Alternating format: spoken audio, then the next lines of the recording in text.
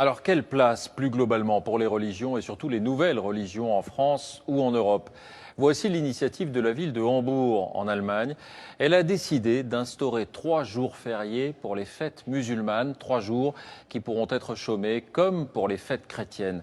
Sur place, reportage Arnaud Boutet, Thomas Senkel.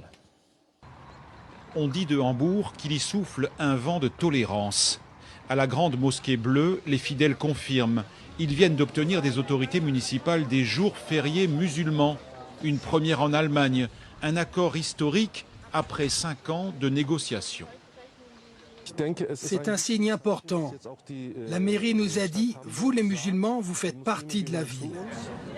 Cela va favoriser la compréhension des deux côtés, je crois.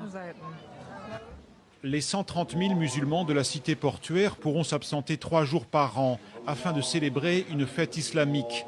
Dans cette mosquée, la plupart des visiteurs non musulmans s'en félicitent. Comment l'Allemagne peut-elle bénéficier de la culture musulmane? Pour moi, c'est ça la question.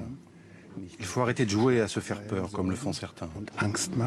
Cela va encourager la tolérance et faire taire les conservateurs qui refusent tout changement. Ce sont eux les plus agressifs, mais il y en a peu. Quelques musulmans et quelques chrétiens tout au plus.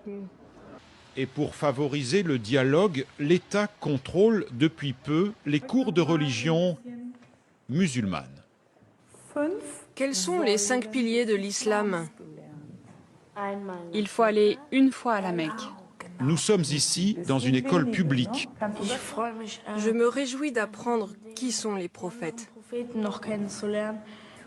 Moi, j'apprends l'écriture arabe et je vais pouvoir lire le Coran. Le professeur et les élèves sont musulmans. Cet enseignement de la foi demeure facultatif. Il associe la religion au principe de la démocratie.